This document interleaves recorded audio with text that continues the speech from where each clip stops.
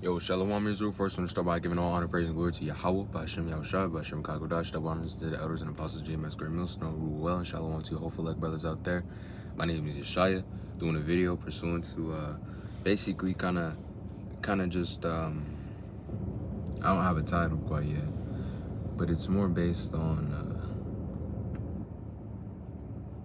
spreading this truth and doing so, diligently, as well as precisely, to whoever, it is that may listen. This is for those that ears may hear, because a lot of people don't have eyes to see nor ears to hear. A lot of people are in a closed mind, and I think later, Lord's willing, later today, I'm gonna make a video on delusions, right? Because a lot of these people are fucking delusional. That's just all it is, man. They believe all these falsehoods and folly, but the Lord has set up the prophets to be able to bring out the truth. So Isaiah 13:2, and it says, "Lift up ye a banner." That banner is the truth of the Bible, right? "Upon the high mountain," the high mountain being a mountain could be used as government, which is pertaining to America. It says, "Exalt the voice unto them, shake the hand that they may go in the gates of the nobles," right? So rebuke, because honestly, yeah.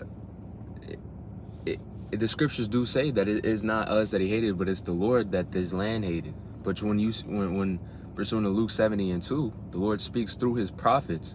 Therefore, meaning, the things that you share and the truth that you spread, it's gonna really irk and rub these people the wrong way. Just at camp, when you see people walking by, they see that sign with Caesar Borgia on it and say, "This is not biblical." They look back at it and they double take at it, and then they hear the words that are coming out of the prophet's mouths. They agree with some, but more than likely, as they really get into it, they're not going to agree with it because they know that it's not for them, and that's the bottom line. If you were to try to say that all nations could come in, I believe that one Boston camp of GMS, they started teaching that all nations could be saved, and the people were probably eating that shit up because they could be now included. Now they can consider, now we're cool. Now we can do those type of things. But it's the Lord's elect people that he's come to gather, and it's through this word and his truth of the given unto the prophets, right, through from the Lord, that's gonna that it pertains to. It doesn't pertain to most of these people. That's why when you preach, and that's why when you say the truth, a lot of these people will just it's like in one ear and out the other, right? But you're still supposed to be out there, doing what you have to do and spreading this. I believe it's Matthew Salak. I'll get that in a second. It says I got Titus 2:7. All right, let me pull that up real quick. And it says, "In all things showing thyself a good pattern of good words, in doctrine showing uncorruptness, gravity, sincerity, sound speech that cannot be condemned, that he is not contrary part may be ashamed, having no evil to say to you." So sometimes when you watch the elders and apostles, cut these people through the spirit, they instantly get offended. It's almost like boom, just like that, they get offended. Just like what it says in Sirach, the 22nd chapter. I've been reading that a lot lately. Is that though that prick at the heart, showeth themselves the feelings. Let me get that real quick, because when you rebuke these people and you cut them through the spirit, they fucking take it personal, right? But it's a sound doctrine. It's a sound doctrine that you cannot rebuke because someone has to have the whole truth. Everyone can't have their own truth. That's not how this works. The unity thing doesn't work. Someone has to have the truth, right? And within that, it cannot be corruptible, because we know that a little leaven leaveneth the whole lump. So if you fucking up here, the whole thing's gonna be fucked up. From every level on down, it's going to have corruptness. But you cannot. But this truth, the Lord gave it unto a certain men, his men, right? The prophets, and those men have that truth, and they have it incorruptibly, right? Because they make sure to stay on a steadfast path on doing things right, constantly rebuking, exhorting, edifying, things like that through the spirit that keep this thing clean. Otherwise, your house is going to get dirty. Your house gets dirty, then what? You start having major issues with your house. You start having infestations. You start having problems with this and that and that and this. All these things come up. But that's why the Lord has set up certain men, you know, strong men in the mind, in the spirit, who have a lot of power over them. It says, lest ye be a bishop, you should not be given unto, you know, drunkenness, wine, and things like that. You know, they be steady. The Lord has set up very strong men so that they may, you know, set this thing up, because this is all just like it has to be managed, right? And these men have been set up to manage it correctly, right? So like to go on that tangent, but let me get 22 and 19. It says, he that pricketh the eye will make tears to fall, he that pricketh the heart will show her knowledge, right? And if you read that in the, I believe it's the NLT, it'll say show her her feelings, right? So, you know, if you really cut someone through the spirit, you know, their true feelings are going to come out. When you rebuke somebody and they don't want to be rebuked, they don't have an open mind to be able to receive that, they're going to be butthurt about it. That's all that it is, man. Right? But look, if you're in a situation like that, that's why you got to be real careful with your tongue, because he that slippeth at the tongue but not at the heart, who shall he not offend? Right? So that's why you need precise answers. Let me get Colossians 4 and 6 is, let thy speech be with grace, seasoned with salt, that ye may know how ye ought to answer every man.